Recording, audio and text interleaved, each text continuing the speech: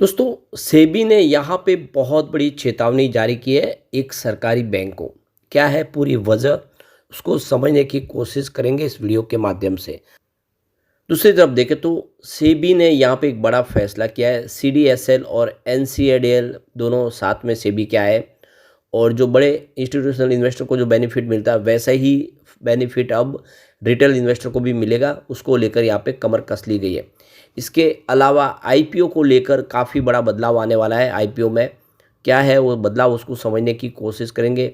IPO में हर कोई निवेश करता है, उसको लेकर कुछ यहाँ पे फैसला किया गया है। इसके अलावा रिजर्व बैंक ऑफ इंडिया की नज़रों में 3 बैंक है जो काफ़ी सेफ है, जिनमें डूबने की संभावना काफ़ी कम है, आपका इन्वेस्टमेंट सुरक्षित रह सकता है। वो 3 बैंक कौन सी है, उस खबर को भी समझेंगे इस वीडियो के माध्यम से। लेकिन फ्रेंड्स, उससे पहले अगर आप पहली बार हमारे चैनल पे आए तो चैनल को सब्सक्राइब कर दीजिए, एक बेल आइकॉन दबा दीजिए ताकि जब भी नया वीडियो बने पहला नोटिफिकेशन आपको मिले। वीडियो पसंद आए तो लाइक से ज़रूर कीजिए। चलो फ्रेंड्स, वीडियो स्टार्ट करते हैं। मैं हूँ आपका दोस्त एस बी दवे और हमारे अपने चैनल ऑनलाइन कमाई में आपका बहुत बहुत स्वागत है।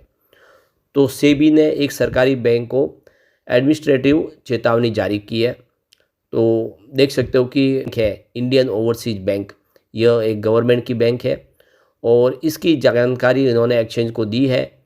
तो सेबी ने लिस्टिंग और डिस्क्लोजर नियमों के नॉन कंप्लाइंसेस की वजह से इंडियन ओवरसीज बैंक को एडमिनिस्ट्रेटिव चेतावनी जारी की है। कंपनी ने एक्सचेंज फाइलिंग में कहा है कि सेबी ने फाइनेंशियल ईयर 2023-24 के लिए नॉमिनेशन और रिम्यूनरेशन कमेटी की बैठक आयोजित नहीं करने के संबंध में बैंक को 18/2/2025 को प्रशासनिक चेतावनी पत्र जारी किया है।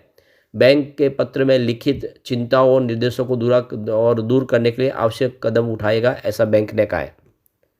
तो Chennai base Indian overseas bank ने फाइनेंशियल ईयर 2024-25 की तीसरी तिमाही में मुनाफे में 21% की वृद्धि दर्ज की है, जो पिछले वर्ष की तुलना में देख सकते हो कि इस बार 874 करोड़ के आसपास हो गया, जो पिछले एक साल पहले 723 करोड़ के आसपास था।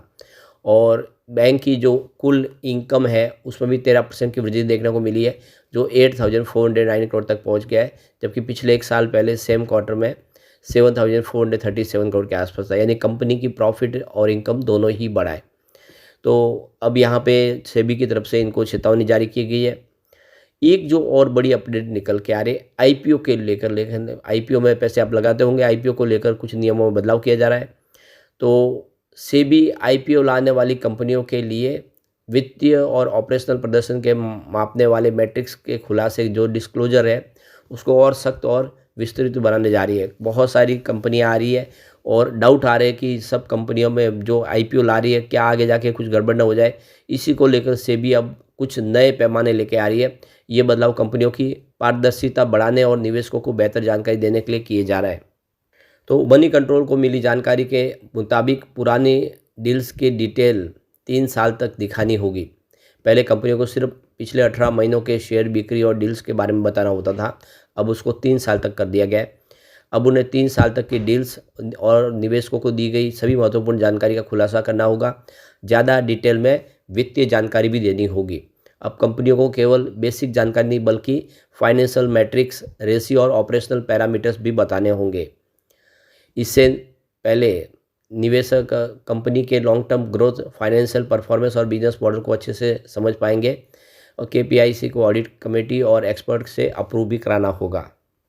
पहले सिर्फ इंडिपेंडेंट डायरेक्टर को सत्यापित करना होता था कि आईपीओ के शेयरों की कीमत सही है। अब कंपनी की ऑडिट कमेटी और एक सर्टिफाइड प्रोफेशनल को भी केपीआई को अप्रूवल देना होगा।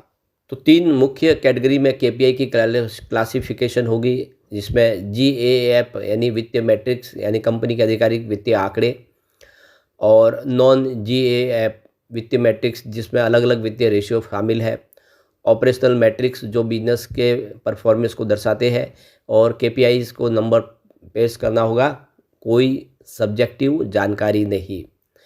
कंपनियों को अस्पष्ट और सिर्फ क्वालिटेटिव जानकारी नहीं दे सकती, उन्हें केपीआईज की संख्याओं को मापने वाले योग्य तरीके से पेश करना होगा ताकि निवेशकों को सही मूल्यांकन करने में मदद मिले।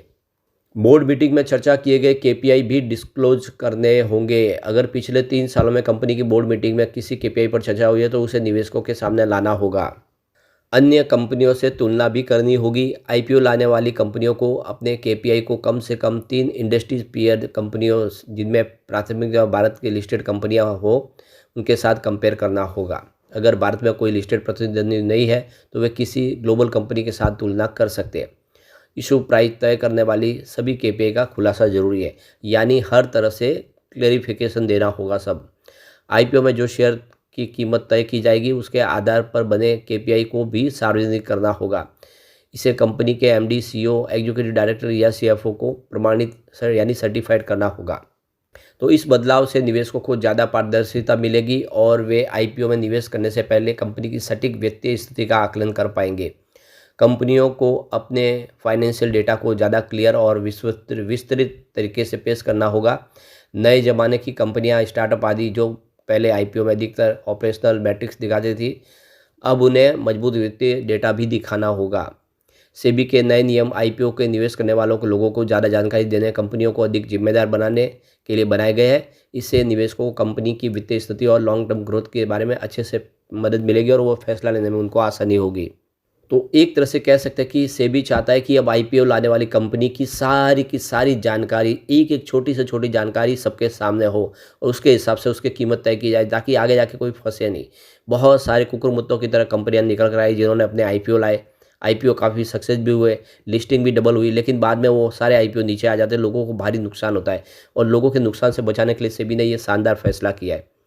एक और बड़ा फैसला किया है रिटेल निवेशकों को फ़ायदा देने के लिए। बड़े इंस्टीट्यूशनल इन्वेस्टर को मिलने वाली सारी सुविधाएं अब रिटेल निवेशकों को भी मिलेगी। इसके लिए सीडीएसएल, एनसीडीएल और दोनों सेबी के साथ आ गए।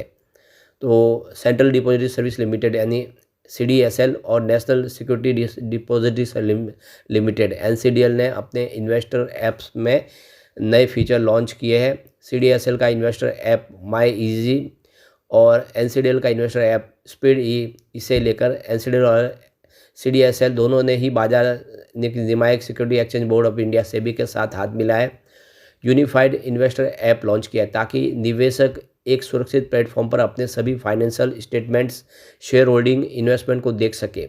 20 फरवरी को मुंबई में लॉन्चिंग के मौके पर सेबी की प्रमुख माधवी बुच ने कहा कि इससे निवेशकों को अपने पूरा पोर्टफोलियो को एक ही जगह देखने और फिर सही फैसला लेने में मदद मिलेगी। तो सेबी प्रमुख ने कहा है कि इसके जरिए आम निवेशकों को ऐसे टूल्स मिल गए हैं जो पहले खास रिलेशनशिप मैनेजर के जरिए सिर्फ बड़े इंस्टीट्यूशनल इन्वेस्टर को ही उपलब्ध थे। अब रिटेल इन्वेस्टर भी इसका फ़ायदा ले पाएंगे। और ये ऐप एंड्रॉयड मॉडल, मोबाइल और आईफोन पर भी उपलब्ध है। इस पर आप वेब पर भी आप एक्सेस कर सकेंगे। तो सीडीएसएल और एनसीडीएल की जो होल्डिंग है उसे एक सिंगल डैशबोर्ड पर आप देख सकेंगे, यानी सभी सिक्योरिटीज़ का एक ही जगह पे देख जाना आपके लिए काफ़ी फ़ायदेमंद होगा। आप अच्छे से फैसला ले पाएंगे, ट्रांजैक्शन होल्डिंग की स्टेटमेंट एक साथ में देख पाएंगे, तो लोगों को बहुत सारा बेनिफिट होगा।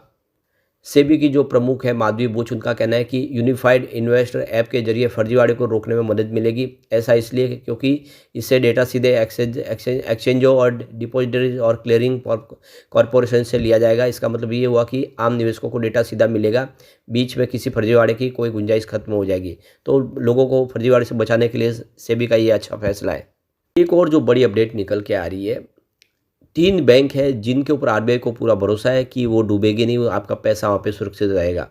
तो इस समय जैसे कि देख सकते हो कि बहुत सारी बैंक है जो मुंबई हेड ब्रांच वाली, जो देख सकते हो कि न्यू इंडिया कोऑपरेटिव बैंक जिसकी 30 ब्रांच है, वो इस समय प्रॉब्लम में आ चुकी है। और देख सकते हो कि यहाँ पे लोग सिर्फ 5 लाख से ऊपर पैसे निकाल नहीं सकते। जितना भी पैसा उनका है उसमें सिर्फ 5 लाख ही मिलेगा, वो भी इंश्योरेंस के तहत, अगर बैंक डूब जाती है तो इस समय बैंक बिल्कुल डूबने की कगार पे है। और रिजर्व बैंक ऑफ इंडिया चाहता है कि आने वाले समय लोग इस तरह फंसे नहीं। तो इसके लिए आपको भी एक सुरक्षित बैंक तलाश के उसमें ही निवेश करने के बारे में सोचना चाहिए। तो रिजर्व बैंक ऑफ इंडिया की नज़र में भी 3 ऐसे बैंक हैं जिन पे पूरा रिजर्व बैंक ऑफ इंडिया को भी भरोसा है कि वहाँ पे पैसा आपका डूबेगा नहीं और बचेगा। तो जो बड़ी बैंक हैं वहाँ पे आपको ब्याज थोड़ा कम मिलता है, लेकिन पैसे सुरक्षित रहने की जवाबदारी ज़्यादा हो जाती है, जिम्मेदारी। तो रिजर्व बैंक ऑफ इंडिया ने भी ये कह दिया है कि 3 जो बैंक है वो काफ़ी शानदार है, मजबूत है और उनके ऊपर भरोसा किया जा सकता है, जिसमें रिजर्व बैंक ऑफ इंडिया की तरफ से जो 3 बैंकें कही गई उसमें सबसे पहला नाम है स्टेट बैंक ऑफ इंडिया यानी SBI जो सरकारी बैंक है। दूसरे नंबर पे HDFC बैंक और तीसरे नंबर पे ICICI बैंक। ये तीनों जो बैंक है बहुत ही मजबूत बैंक है और यहाँ पे डूबने की संभावना बहुत कम है, आपका पैसा यहाँ पे सुरक्षित रह सकता है। वैसे PNB भी इस लिस्ट में है, नंबर 4 पे आती है, जहाँ पे सुरक्षित ज़्यादा है, सुरक्षा है।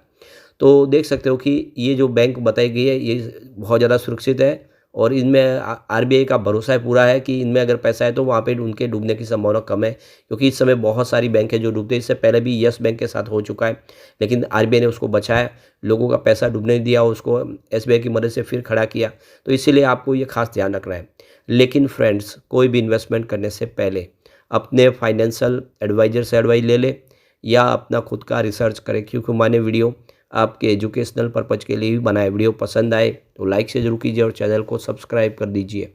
Thank you friends.